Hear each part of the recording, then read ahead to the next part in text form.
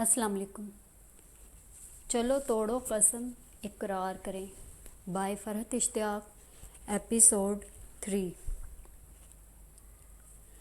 तुम इतनी बेहुदा और बेलगाम हो जाओगी, मैं सोच भी नहीं सकती थी। मैं मम्मा के गुस्से से डरी सहमी, सर झुकाए खड़ी कांप रही थी। मुझे सारी कायनात गर्दिश करती हुई महसूस हो रही थी। ऐसा लग रहा था जैसे अभी मैं गिर पड़ूंगी। काश ज़मीन फटे और मैं उसमें समा सकूं। मेरी मुसलसल चुप ने मम्मा का इश्ताल और बढ़ा दिया। बोलो, जवाब दो, क्यों की तुमने ये इतनी गिरी हुई हरकत? फिर उन्होंने एक ज़ोरदार थप्पड़ मेरे मुंह पर दे मारा।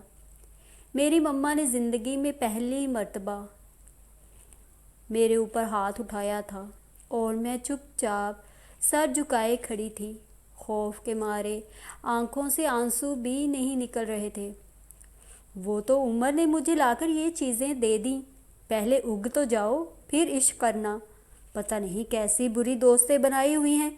बस आज से सारी दोस्तियां ख़त्म, और अगर आइंदा तुम्हारी कोई शिकायत सुनी तो पढ़ाई से ही उठा लूँगी, और अब दूर हो जाओ मेरी नज़रों से। मम्मा दाढ़ी थीं। मैं पता नहीं कैसे कदम उठाती अपने कमरे में आई तो कब के रुके हुए आंसू बह निकले। मैं बड़ी शिद्दत से फूट फूट कर रो रही थी। थोड़ी देर बाद कॉरिडोर में मौजूद फ़ोन की बेल बजती, मगर मैं उससे बेखबर रोती रही यहाँ तक कि सुबह हो गई। वो मेरी ज़िंदगी की बदतरीन ईद थी। मैं बिस्तर पर पड़ी सिसक रही थी और दुआएं मांग रही थी। या अल्लाह, मैं मरना चाहती हूँ। इस ज़िल्लत के बाद जीने को जी नहीं चाहता। मैं तकिए में मुंह छुपाए खुदा को पुकार रही थी। पापा वगैरह शायद ईद की नमाज़ पढ़कर आ गए थे, इसलिए नीचे से खूब शोर शराबे की आवाज़ें आ रही थीं। सबसे बुलंद और खुशी से भरपूर आवाज़ उमर की थी। इसी वक्त मेरे कमरे का दरवाज़ा खोलकर मम्मा अंदर आईं और बड़ी बेरुखी से बोलीं, ज़्यादा मजलूम बनने की ज़रूरत नहीं है, फ़ौरन कपड़े बदल कर नीचे आओ, सब लोग पूछ रहे हैं। दो टोक अंदाज में हुक्म सादर करके मम्मा कमरे से बाहर जा चुकी थीं।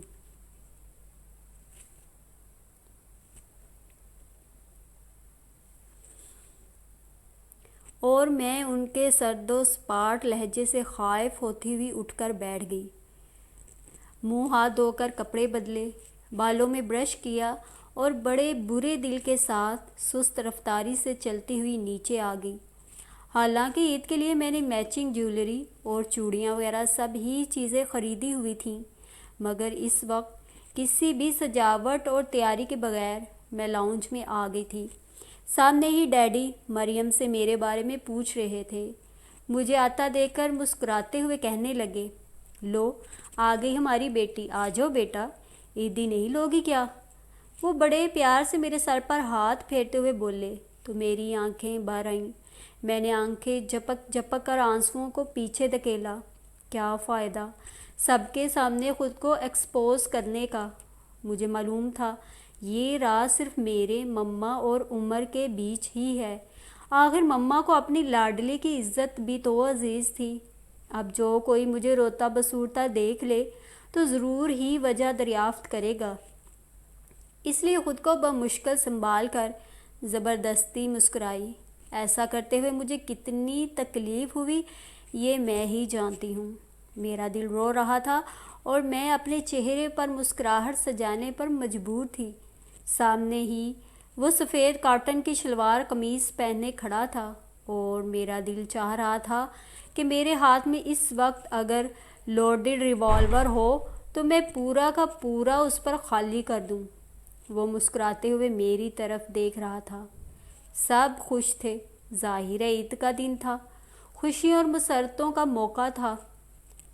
खूब चहल पहल और रौनक हो रही थी, मगर मेरा दिल किसी चीज़ में नहीं लग रहा था। उसकी खुद पर मरकूज़ नज़रें मेरा दिमाग ख़राब कर रही थीं। ڈائننگ ٹیبل پر میرے سامنے بیٹھا وہ بڑی شرارت سے میری آنسو بھری آنکھوں میں دیکھ رہا تھا۔ ہاں، یہ تو وہی تھا میرا برسوں پرانا دشمن۔ میرے اور اس کے بیچ تو صرف اور صرف دشمنی کا ہی رستہ تھا۔ کیوں میں نے یہ بات فراموش کی؟ اس بات کی سزا تو مجھے ملنی ہی چاہیے تھی۔ دادی بھی میری مسلسل خاموشی سے پریشان سی ہو گئیں اور بولیں، صوفیہ، مجھے لگتا ہے تابی کی طبیعت ٹھیک نہیں ہے۔ دیکھو تو چہرہ کیسا اترا ہوا ہے۔ زندگی میں پہلی مرتبہ دادی نے میرے لیے فکر مندی کا اظہار کیا تھا۔ ان کی بات پر ممی نے بھی بغور میری طرف دیکھا اور بولی، ہاں، اس کی طبیعت خراب لگ رہی ہے۔ کیوں تابی بیٹا، کیسی طبیعت ہے؟ تم نے مہندی بھی نہیں لگائی۔ میں جواب دینے کی پوزیشن میں تھی ہی نہیں۔ منہ سے ایک بھی لفظ نکلنے سے پہلے آنسو نکل آتے، میں جانتی تھی۔ اسی لیے چپ چاپ سر جھکائے بیٹھی رہی۔ میری کیفیت دیکھتے ہوئے مما بولیں، ہاں، اس کی طبیعت ٹھیک نہیں۔ جاؤ تابی، تم کمرے میں جا کر آرام کرو۔ مما کی اجازت ملنے کی دیر تھی۔ میں فوراً اٹھ کھڑی ہوئی اور پھر کمرے میں آ کر دوبارہ رونے لگی۔ مریم کے ہاتھ میرے لیے کھانا بھجوایا گیا، جو میں نے کھائے بغیر واپس کر دیا۔ وہ سارا دن میں نے کچھ بھی کھائے بغیر روتے ہوئے گزار دیا۔ نتیجتاً اگلے دن بخار چڑھا کر بیٹھ گئی۔ مما ساری خفگی بلائے ٹھنڈے پانی کی پٹیاں میرے سر پر رکھنے لگیں۔ ڈاکٹر کو بلایا گیا۔ پورا گھر میرے کمرے میں جمع ہو گیا تھا۔ بخار کا زور ٹوٹا تو سب نے سکون کا سانس لیا۔ اس سے اگلے روز میری طبیعت کافی بہتر تھی۔ میں بیڈ پر بیٹھی میگزین پڑھ رہی تھی جب ہلکی سی دستک دے کر عمر اندر آ گیا اور اس کو دیکھ کر میں غصے سے پاگل ہونے لگی۔ کیسی طبیعت ہے اب تمہاری؟ بڑے میٹھے لہجے میں دریافت کیا جا رہا تھا۔ میں نے میگزین بند کر کے سائیڈ میں پٹخا اور بیڈ پر سے اٹھ کر کھڑی ہو گئی۔ وہ ابھی تک میرے جواب کا منتظر بڑی شرافت سے کھڑا تھا، مگر اس شرافت کے پیچھے چھپی خباثت کو میں اچھی طرح پہچان چکی تھی۔ میں اب زندگی بھر اسے ایک لفظ بھی بات نہیں کرنا چاہتی تھی، نہ لڑائی نہ جھگڑا، کچھ بھی نہیں۔ اسی لیے اسے یوں ہی کھڑا چھوڑ کر خود کمرے سے باہر نکل آئی اور مما کے کمرے میں جا کر لیٹ گئی۔ ذرا سا غور و فکر کیا تھا تو اپنے آپ پر بھی بہت غصہ آیا تھا کہ دوستوں کے الٹے سیدھے مشوروں پر عمل کرنے کی آخر مجھے ضرورت ہی کیا تھی۔ مما کی نظروں سے بھی گر گئی اور وہ باسٹرڈ سمجھ رہا ہوگا کہ میں اس کے عشق میں پاگل ہو گئی ہوں۔ اسے کیا پتا کہ یہ میری دوستوں کی پڑھائی ہوئی پٹیاں تھیں۔ عید کی چھٹیوں کے بعد کالج کھل گیا تھا، مگر میرا جانے کو دل ہی نہیں چاہ رہا تھا۔ اس روز میں سیڑھیاں چڑھتی ہوئی اوپر آئی تو وہ سامنے اسٹڈی سے نکلتا نظر آیا۔ میں اسے نظر انداز کر کے سائڈ سے ہو کر گزرنے لگی۔ آج کل میرا اس سے اتفاقاً ہی آمنا سامنا ہوتا تھا۔ دوپہر اور رات کا کھانا میں بھوکا شور مچا کر سب سے پہلے کھا لیتی تھی اور پھر فوراً ہی کبھی سونے کا اور کبھی پڑھنے کا بہانہ کر کے کمرے میں بند ہو جاتی تھی۔ مجھے خاموشی سے گزرتا دیکھ کر وہ میرے سامنے پھیل کر کھڑا ہو گیا تو مجھے رک جانا پڑا۔ کیا بات ہے، آج کل تم پڑھنے نہیں آ رہی؟ وہ یوں بول رہا تھا جیسے ہمارے بیچ کچھ ہوا ہی نہ ہو۔ میں اس کی بات کا کوئی بھی جواب دیے بنا واپس سیڑھیوں کی طرف جانے لگی تو اس نے میرا ہاتھ پکڑ کر روک لیا۔ تمہیں تکلیف کیا ہے؟ میری بات کا جواب دے کر جاؤ۔ میں نے اس کے ہاتھ سے اپنا ہاتھ آزاد کرانے کی کوشش کی، مگر جب کامیابی نہ ہوئی تو چیخ کر دادی کو آواز دینے لگی، دادی جلدی آئیں۔ میرے چیخنے پر بے اختیار منہ کھلا کر اس نے فوراً ہی میرا ہاتھ چھوڑ دیا تھا اور میں اس پر نظر ڈالے بغیر اپنے کمرے میں داخل ہو گئی تھی۔ اس واقعے کے بعد سے اس نے بھی پھر دوبارہ مجھ سے بات کرنے کی کوشش نہیں کی تھی۔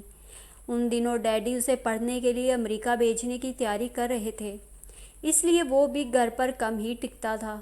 اس واقعے کو کم و بیش مہینہ بھر ہونے کو آیا تھا۔ میں باوجود مما کے کہنے کے کالج نہیں جا رہی تھی۔ مما نے اس دن کے بعد سے دوبارہ مجھے کچھ نہ کہا تھا، نہ صفائی مانگی تھی، نہ برا بھلا کہا تھا، بلکہ اس سارے قصے کو ایک طرح سے انہوں نے نظر انداز کرنے کی کوشش کی تھی، مگر میں اپنی انسلٹ نظر انداز نہیں کر سکتی تھی، کبھی نہیں۔ میری فرینڈز کے فون آتے، میں بات کرنے سے انکار کر دیتی۔ پتہ نہیں باقی سب کو میرے کالج نہ جانے کی مما نے کیا وجہ بتائی تھی کہ کسی نے بھی مجھ سے کچھ نہ پوچھا تھا۔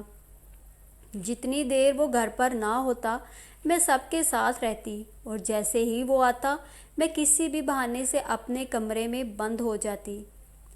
پھر اس مشقت سے بھی میری جان چھوٹ گئی اور وہ امریکہ چلا گیا۔ جس روز وہ جا رہا تھا گھر میں خوب رونا دھونا مچا تھا۔ مما، ممی اور دادی تینوں ہی خوب زور و شور سے رو رہی تھیں۔ میں نے مما کو پہلے ہی کہہ دیا تھا کہ میں اسے چھوڑنے ایئرپورٹ نہیں جاؤں گی۔ دادی اور میرے علاوہ باقی سب لوگ اسے سی آف کرنے ایئرپورٹ گئے تھے۔ میں اسے خدا حافظ کہنے کی بھی روادار نہ تھی، اسی لیے جس وقت وہ لوگ جانے کے لیے نکل رہے تھے میں نہانے گھس گئی تھی، اور جب یہ اطمینان ہو گیا کہ وہ لوگ جا چکے ہیں اس وقت باتھ روم سے باہر نکلی تھی۔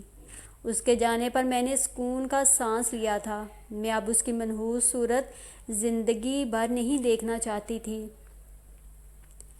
اس کے جانے کے بعد دادی بے حد اداس رہنے لگی تھیں۔ اٹھتے بیٹھتے اسی کا ذکر لے کر بیٹھ جاتی۔ اگر انہیں پتہ چل جاتا کہ میں ان کے لاڈلے کے جانے پر جشن منا رہی ہوں تو وہ مجھے کچا چبا جاتی۔ میرے امتحانوں میں صرف 3 مہینے رہ گئے تھے اور میری کوئی تیاری نہ تھی۔ سارا سال تو ہم لوگوں نے کھیل تماشوں میں گزار دیا تھا۔ مما نے مجھے کالج جانے کے لیے مجبور کیا تو میں بالآخر مان گئی۔ کالج میں وہ لوگ والہانہ انداز میں میری طرف بڑھی تھیں، مگر میں نے کسی سے بھی بات نہ کی تھی۔ میری بے رخی پر وہ لوگ چپ سی ہو گئی تھیں۔ میں بڑی توجہ اور لگن سے پڑھائی کرنے لگی تھی۔ میں نہیں چاہتی تھی کہ مما کو مجھ سے اب کبھی کوئی شکایت ہو۔ مجھے ان کی نظروں میں سرخ رو ہونا تھا اور اپنا اعتبار بحال کروانا تھا، اس لیے میں دن رات ایک کر کے پڑھ رہی تھی، یہاں تک کہ کبھی کبھار مما ہی مجھے ٹوک دیتی تھیں، تابی بیٹا تھوڑی دیر سو جاؤ، یا تابی تھوڑا آرام کر لو، کب سے پڑھ رہی ہو۔ مگر مجھ پر ایک عجیب سا جنون سوار ہو گیا تھا۔ مجھے اب خود کو ثابت کر کے دکھانا تھا کہ میں نکمی، ناکارہ اور نالائق نہیں ہوں۔ میں مما کے لیے فخر کا باعث بننا چاہتی تھی۔ مجھے اس دن کا شدت سے انتظار تھا جب میں اس قابل ہو سکوں کہ مما کہہ اٹھیں، تابی میری بہت پیاری اور ذہین بیٹی ہے، مجھے اپنی بیٹی پر ناز ہے۔ اور یہ جملہ سننے کے لیے میں انت تک محنت کر رہی تھی۔ امتحان شروع ہوئے اور پھر ختم بھی ہو گئے۔ ہم لوگ سیکنڈ ایئر میں آ گئے، کلاسیں شروع ہو گئیں۔ میرا اپنی دوستوں سے ابھی بھی وہی رویہ تھا۔ وہ میرے پاس آتی، میں رسمی سا ہیلو کہہ کر ہاتھ ملاتی اور وہاں سے چل دیتی۔ پھر رفتہ رفتہ مجھے احساس ہوا کہ میرا رویہ درست نہیں ہے۔ دوستوں نے میرے گلے پر چھری رکھ کر تو مجھے مجبور نہیں کیا تھا کہ عمر کو ضرور ہی کاٹ دو۔ سب سے بڑی بات تو یہ تھی کہ میں خود ہی ان ساری باتوں کے لیے دل و جان سے آمادہ ہو گئی تھی۔ اپنی غلطی کا احساس ہوا تو میں نے ان لوگوں سے اپنے رویے کی معذرت کی اور ہم سب پھر پہلے کی طرح اچھی فرینڈز بن گئیں۔ اس دن کے بارے میں ان لوگوں کی پوچھنے کی ہمت نہیں ہوتی تھی، مگر سب کو تجسس بھی ہوتا تھا۔ میری ناراضی کے خوف سے کوئی کچھ پوچھتا نہ تھا۔ میں نے خود ہی مختصر ترین الفاظ میں تھوڑا بہت سینسر کر کے ان لوگوں کو اس دن کے احوال سنا دیا تو فرحانہ نے مجھ سے بہت معافی مانگی کہ اس کی وجہ سے مجھے اتنی شرمندگی اٹھانی پڑی۔ وہ بیچاری باقاعدہ رو پڑی تھی۔ میں نے اسے چپ کروایا اور کہا کہ اس سارے قصے میں اس کا یا کسی اور کا کوئی قصور نہیں، غلطی میری تھی اور اب میں اس ٹاپک پر کوئی بات نہیں کرنا چاہتی۔ اور پھر واقعی ہم دوستوں نے دوبارہ کبھی اس موضوع پر کچھ نہیں کہا۔ انٹر کے امتحان کے فوراً بعد فرحانہ کی شادی ہو رہی تھی۔ میں تو مما کے خوف سے شادی میں شرکت نہ کر سکی، مگر باقی تینوں شادی میں گئی تھیں۔ پھر اس کے بعد ہمارا اس سے کبھی کوئی رابطہ نہ ہوا۔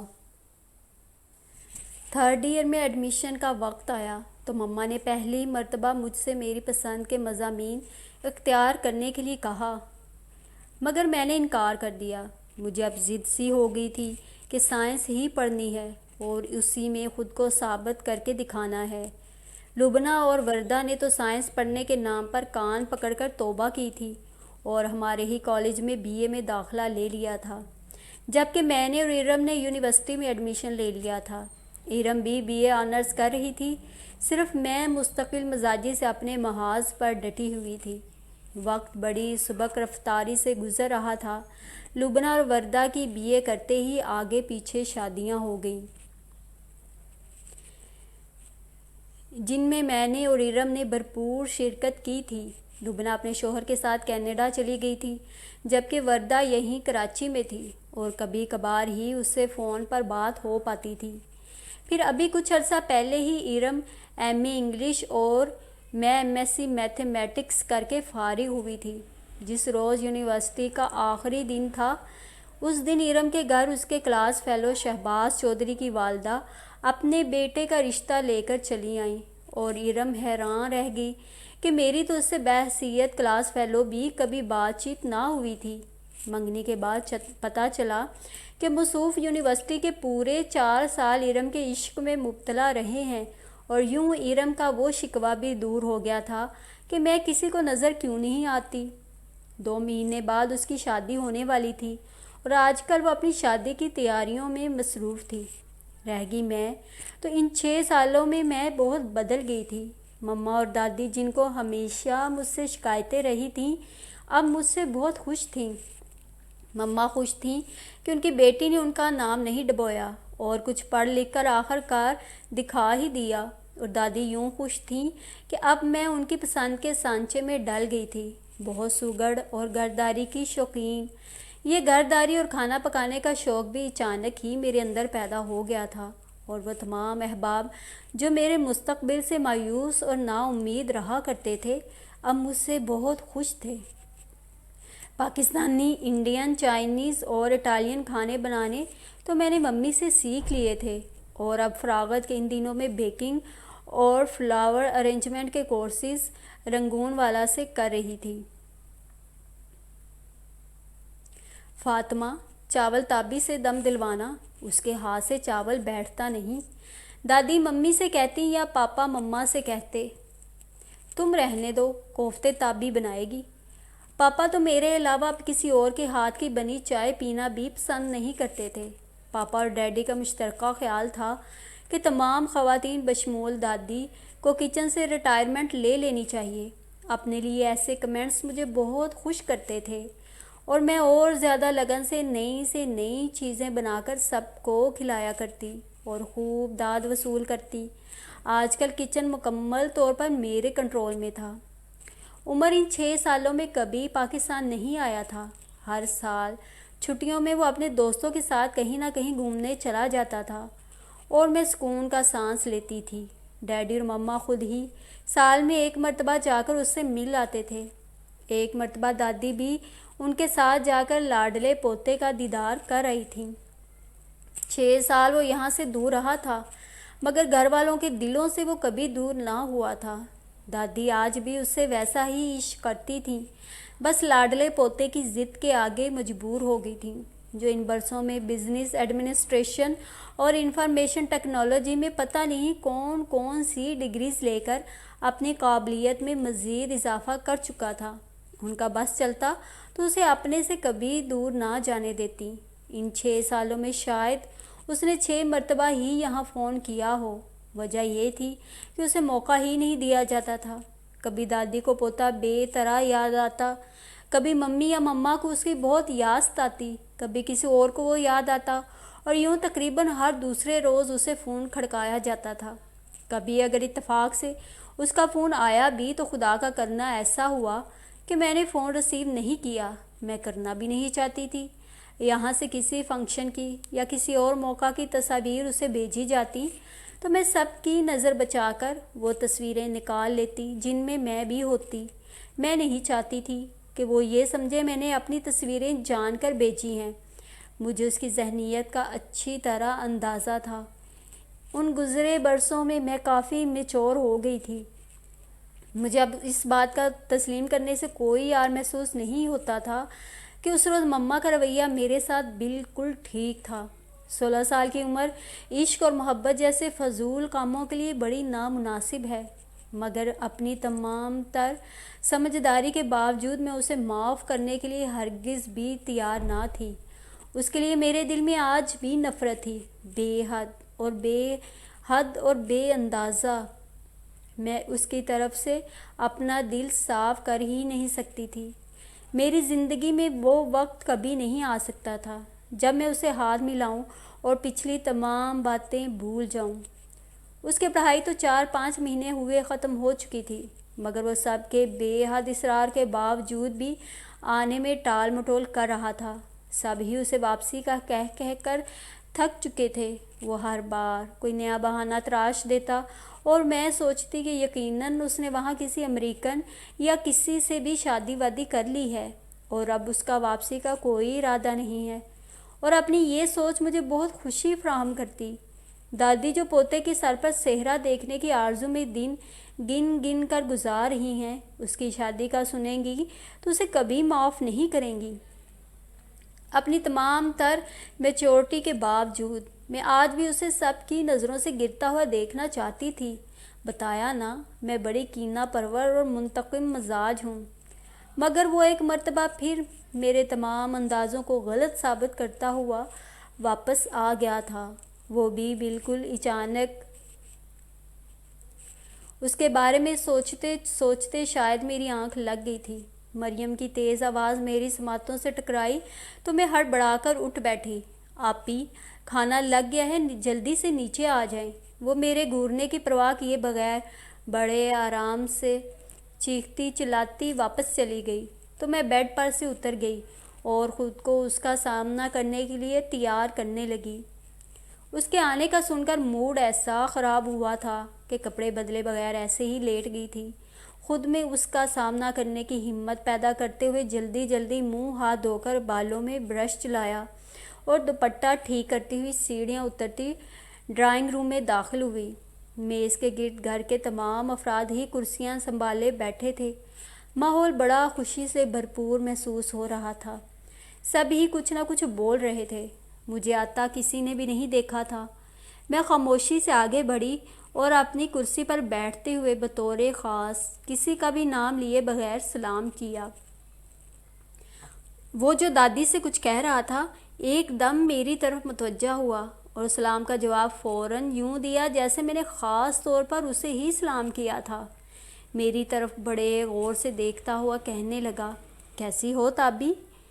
میں نے بڑی سرسری سی نظروں سے اس کی طرف دیکھا اور بولی، ٹھیک ہوں، آپ کیسے ہیں؟ لہجہ بڑا فارمل سا رکھنے کی میں نے پوری کوشش کی تھی۔ ایک لمحے کو وہ شاید میرے آپ پر حیران ہوا اور پھر فوراً ہی اپنی حیرانی چھپا کر بولا، ٹھیک ہوں میں بھی۔ پھر اس کے بعد ہمارے درمیان کوئی اور بات نہ ہوئی۔ میں نے تو اس سرسری سی نظر کے بعد اس کی طرف دوبارہ دیکھا بھی نہیں تھا۔ کھانے کے بعد سب لوگ لاؤنج میں ہی آ کر بیٹھ گئے۔ اسے اپنے درمیان بٹھائے ہر کوئی اس سے کچھ نہ کچھ بات کر رہا تھا۔ اس میں کوئی شک نہیں کہ وہ محبتوں کے معاملے میں بڑا خوش قسمت تھا۔ وہ ان لوگوں میں سے تھا جنہیں سب چاہتے ہیں، وہ چاہے جاتے ہیں بے حد اور بے حساب۔ گھر میں یکدم جیسے رونق سی ہو گئی تھی۔ میں سب کے چہروں پر پھیلی خوشیوں کے رنگ دیکھ رہی تھی۔ میں نہیں چاہتی تھی کہ دوبارہ کسی بھی قسم کی خوش فہمی کا وہ شکار ہو۔ اس لیے سب لوگوں کے ساتھ میں بھی لاؤنج میں بیٹھی ہوئی تھی۔ کسی کو خاص طور پر نظر انداز کرنے کا مطلب ہوتا ہے کہ ہم در پردہ اسے بہت اہمیت دیتے ہیں، اور میں اسے بتانا چاہتی تھی کہ وہ میرے لیے ہرگز بھی اہم نہیں ہے۔ وہ بس میرے لیے ایک عام سا آدمی ہے جس سے میں اخلاقاً 2-4 باتیں کر سکتی ہوں، مگر جس کی میرے لیے قطعاً کوئی اہمیت نہیں ہے۔ میں خاموشی سے بیٹھی ٹی وی دیکھ رہی تھی، گاہے بگاہے ایک نظر سب لوگوں پر بھی ڈال لیتی تھی، مگر کوئی میری طرف متوجہ نہ تھا۔ ایک آدھ مرتبہ اتفاقاً اس پر بھی نظر پڑی تو وہ کسی نہ کسی سے کچھ بولتا ہوا ہنستا مسکراتا نظر آیا۔ اتنے سالوں میں وہ بھی کافی تبدیل ہو گیا تھا۔ جب کیا تھا تو ایک لاؤبالی اور بے فکر سا لڑکا تھا، اور اب جو میرے سامنے تھا وہ ایک گریسفل اور سوبر سا بندہ نظر آ رہا تھا۔ محفل برخاست ہوئی تو میں بھی سب کے ساتھ اٹھ کھڑی ہوئی۔ اگلے روز وہ 12 بجے سو کر اٹھا تو پاپا، ڈیڈی اور مریم اپنے اپنے دھندوں پر روانہ ہو چکے تھے۔ تینوں خواتین بے چینی سے بیٹھی اس کے جاگنے کا انتظار کر رہی تھیں، جبکہ میں کچن میں گھسی لنچ کے لیے کھڑے مسالے کا قیمہ اور یخنی پلاؤ پکانے میں مصروف تھی۔ اسے لاؤنج میں داخل ہوتا میں نے کچن ہی سے دیکھ لیا تھا۔ اسی وقت دادی کی آواز آئی، تابی، عمر کے لیے ناشتہ لاؤ۔ اب مجھے یہ تو پتہ نہیں تھا کہ دادی کے لاڈلے ناشتے میں کیا تناول فرمائیں گے، اس لیے کھولتے ہوئے دماغ کے ساتھ کچن سے نکل آئی۔ اس کی خدمتیں کرنے اور اسے کچھ پکا کر کھلانے سے مجھے سخت چڑ ہو رہی تھی، مگر مجھے اپنے رویے پر قابو رکھنا تھا، اس لیے غصہ دباتی دوپٹے سے ہاتھ پونچھتے ہوئے لاؤنج میں آ گئی اور اس سے بولی، کیا کھائیں گے آپ؟ 12 بج گئے ہیں، اب تو لنچ ٹائم ہونے والا ہے۔ سب کے ساتھ کھانا ہی کھاؤں گا۔ ایسا کرو، صرف چائے لے آؤ۔ اس کے جواب پر میں پلٹ کر کچن کی طرف جانے لگی تو پیچھے سے دادی کی آواز سنائی دی، نہ بچے، خالی پیٹ چائے اچھی نہیں ہوتی، تابی ایسا کرو اورنج جوس لے آؤ۔ دادی اس کے نخرے چھوٹے بچوں کی طرح اٹھا رہی تھیں۔ میں نے جوس بنا کر برکت کے ہاتھ بھجوا دیا اور خود دوبارہ اپنے کاموں میں لگ گئی۔ 2 بجے میری کلاس ہوتی تھی، اس لیے میں جلدی جلدی کام نپٹا کر تیار ہونے کمرے میں چلی گئی۔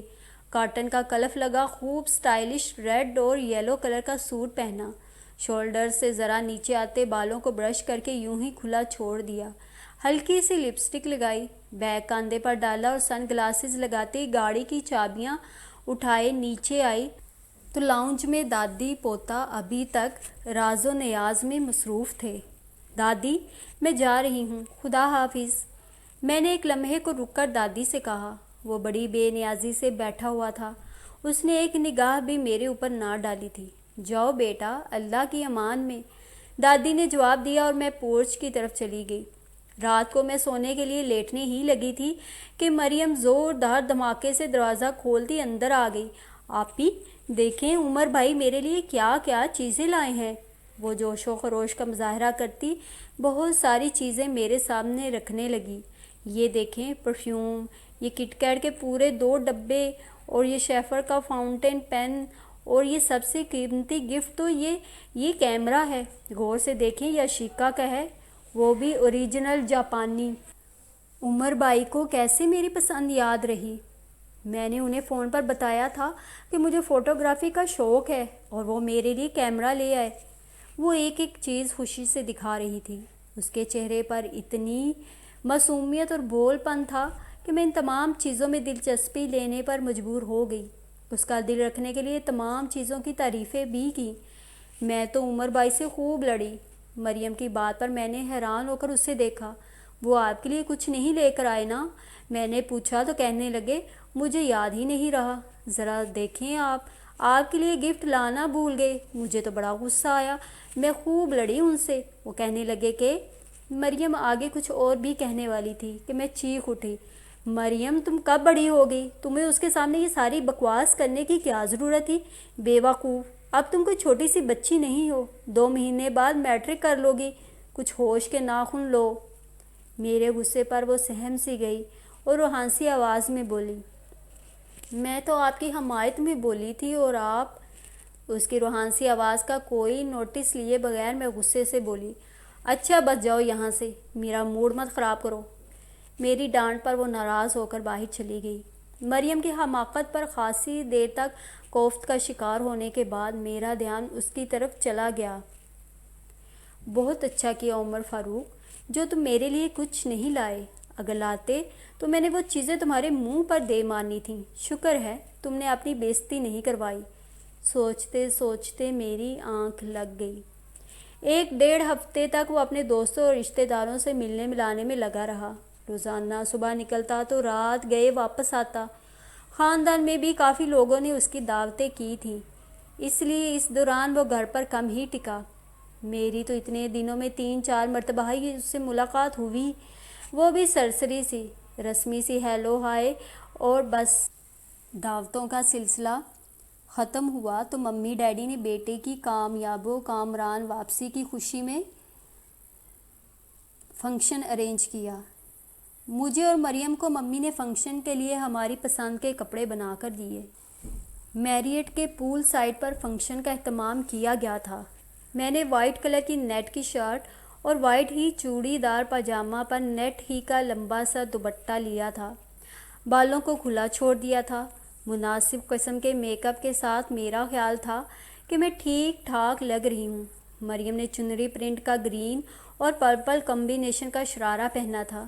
ہم دونوں نے تیاری میں دیر لگا دی تو باقی سب لوگ چلے گئے، صرف پاپا ہماری وجہ سے رک گئے۔ پاپا کے ساتھ ہم دونوں ہوٹل پہنچے تو ڈیڈی اور عمر مہمانوں کا استقبال کرنے کے لیے سامنے ہی کھڑے ہوئے تھے۔ ہم لوگ ان کے پاس پہنچے تو مریم چہکی، عمر بھائی بتائیں ہم دونوں میں سے کون زیادہ اچھا لگ رہا ہے؟ میرا دل چاہا کہ میں مریم کا سر پھاڑ دوں۔ میں جتنی ریزرو رہنے کی کوشش کرتی ہوں یہ اتنا ہی مجھے ہر بات میں گھسیٹتی ہے۔ عمر کے کوئی جواب دینے سے پہلے ہی میں آگے بڑھ گئی اور سب لوگوں سے ملنے لگی۔ عمر فنکشن میں سارا وقت اپنے دوستوں اور کزنز کے ساتھ مصروف رہا۔ میری طرف تو اس نے شاید دیکھا بھی نہیں تھا۔ چھوٹی پپھو کی ماریا سے البتہ اس کی کافی باتیں ہو رہی تھیں۔ میرا موڈ بری طرح آف ہو چکا تھا۔ رات گئے تقریب ختم ہوئی اور ہم لوگ گھر لوٹے۔ سونے سے پہلے میں مریم کی کلاس لینا نہیں بھولی۔ میری ڈانٹ تھوڑی دیر تو وہ خاموشی سے سنتی رہی، پھر بگڑ کر بولی، ایسا میں نے کیا کہہ دیا ہے جس پر آپ اتنا خفا ہو رہی ہیں؟ اس دن بھی خواہ ذرا سی بات کا بتنگڑ بنا کر مجھے اتنا ڈانٹا تھا۔ وہ کوئی میرے جیسی معصوم سی بچی تو تھی نہیں جو خاموشی سے ڈانٹ سن لیتی۔ اس کی بات پر میں نے خاصا برا سا منہ بنا کر کہا، بس مجھے اپنا ڈسکس کیا جانا اچھا نہیں لگتا۔ وہ میرے برا ماننے پر کچھ دوستانہ انداز میں پوچھنے لگی، آپی آپ اور عمر بھائی آپس میں بالکل بھی بات نہیں کرتے، اتنے ریزرو اور فارمل طریقے سے رہتے ہیں، جبکہ آپ لوگوں کا تو سارا بچپن اکٹھے گزرا ہے۔ اور مجھے تو دادی بتا رہی تھیں کہ بچپن میں آپ لوگ ہر وقت ایک دوسرے سے لڑتے رہتے تھے، بلکہ تھوڑا بہت تو مجھے بھی یاد ہے۔ اب تو لگتا ہی نہیں ہے کہ آپ دونوں فرسٹ کزنز ہیں۔ اس کی حیرت کے جواب میں نے کندھے اچکا کر لاپرواہی سے کہا، اب ہم بچے نہیں ہیں جو بلا وجہ لڑتے رہیں، اور جہاں تک ریزرو رہنے کی بات ہے تو تمہیں پتہ ہے میری نیچر نہیں ہے زیادہ گلنے ملنے کی۔ پتہ نہیں مریم کی طرح اس بات کو کسی اور نے بھی محسوس کیا تھا یا نہیں، مگر کسی نے مجھ سے کچھ کہا نہیں تھا۔ رات کے کھانے کے بعد میں کچن میں سمیٹا سماٹی میں مصروف تھی جب مریم میرے پاس آئی اور بولی، آپی عمر بھائی ہم دونوں کو آئس کریم کھلانے کے لیے لے جا رہے ہیں، جلدی سے تیار ہو جائیں۔ اس کی گرم جوشی کے جواب میں فریزر میں منہ ڈالے ہی بولی، تم چلی جاؤ میرا موڈ نہیں ہے۔ کیا ہے آپی چلیں نا، اتنا مزہ آئے گا، آپ تو بالکل ہی ڈل اور بور ہو گئی ہیں۔ وہ میری منت کرنے لگی تو میں پیار سے سمجھانے والے انداز میں بولی، مریم جان تم چلی جاؤ سویٹ ہارٹ، مجھے ابھی کچن میں بہت دیر لگے گی اور پھر میں نے عشاء کی نماز بھی نہیں پڑھی۔ میری معصوم بہن اسے میرے بغیر کوئی تفریح کرنا اچھا نہیں لگ رہا تھا۔ اسے جو جواب دے کر میں نے فریزر بند کیا اور دھلے ہوئے برتن خشک کرنے لگی۔ اس وقت عمر کچن کے دروازے کے پاس آ کر مریم سے بولا، چلے مریم؟ مجھے مکمل طور پر نظر انداز کیے وہ بڑی محبت سے مریم سے مخاطب تھا، بھاڑ میں جاؤ، یہاں تمہارے ساتھ جانے کے لیے مر کون رہا ہے؟ اس کی بے نیازی پر اپنی انسلٹ محسوس کرتے ہوئے میں نے دل ہی دل میں اسے 2-4 گالیوں سے نوازا۔ میرے انکار پر مایوس ہوتی مریم عمر کے ساتھ چلی گئی۔ کچن سے فارغ ہو کر میں نے عشاء کی نماز پڑھی اور پھر دادی کے کمرے میں آ گئی۔ روز رات کو میں ان کے پیروں پر تیل کی مالش کرتی تھی۔ میرے اور دادی کے درمیان موجود تمام اختلافات اب دور ہو چکے تھے۔ اب میں بھی دادی کی پسندیدہ بن چکی تھی۔ میں تیل مل رہی تھی جب ممی بھی وہیں آ کر بیٹھ گئیں۔ ہم تینوں بیٹھے بڑی مزیدار باتیں کر رہے تھے جب عمر اور مریم اندر داخل ہوئے۔ وہ ابھی واپس آئے تھے۔ مریم نے میرے ہاتھ میں آئس کریم کا لیٹر پیک پکڑایا۔ میں نے لے کر لاپرواہی سے سائیڈ میں رکھ دیا اور دوبارہ دادی کی طرف متوجہ ہو گئی۔ مریم بھی دادی کے بیڈ پر چڑھ کر بیٹھ گئی جبکہ عمر سامنے صوفے پر براجمان ہو گیا۔ کھا لو پگھل جائے گی، دادی نے مجھے ٹوکا۔ دادی میں برش کر چکی ہوں، کل کھاؤں گی، میں نے بڑی بے توجہی سے جواب دیا۔ اس کمینے کا لایا ہوا تو میں آب حیات بھی نہ پیوں، میں نے خود سے کہا۔ میں بددستور دادی کے پیر دبانے میں مصروف تھی۔ آخر اسے بھی تو پتہ چلنا چاہیے کہ اب میرے اور دادی کے سفارتی تعلقات مستحکم ہو چکے ہیں۔ دادی، اب ہمارے گھر میں شادی ہونی چاہیے۔ مجھے اتنا شوق ہے کہ ہمارے گھر میں مایوں مہندی ہو، میں ڈھول بجاؤں اور لڈی ڈالوں۔ بس آپ ایسا کریں، عمر بھائی کی شادی کر دیں۔ بھابھی آئیں گی تو گھر میں کتنی رونق ہو جائے گی۔ مریم دادی سے مخاطب ہوئی تو میرا دل جل کر خاک ہو گیا۔ مجھے اپنی بہن کا اس سے اتنا التفات ایک آنکھ نہیں بھا رہا تھا۔